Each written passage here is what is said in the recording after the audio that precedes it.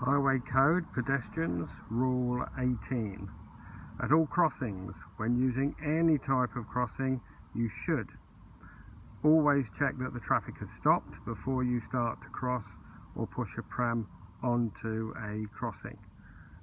Be careful and look after your own safety. Always cross between the studs or over the zebra markings. Do not cross at the side of the crossings or on the zigzag lines, as it can be dangerous. Drivers are looking and focusing on the people using the zebra crossing or about to use the zebra crossing, and they may not notice you. You must not, which is a legal requirement, loiter on any type of crossing.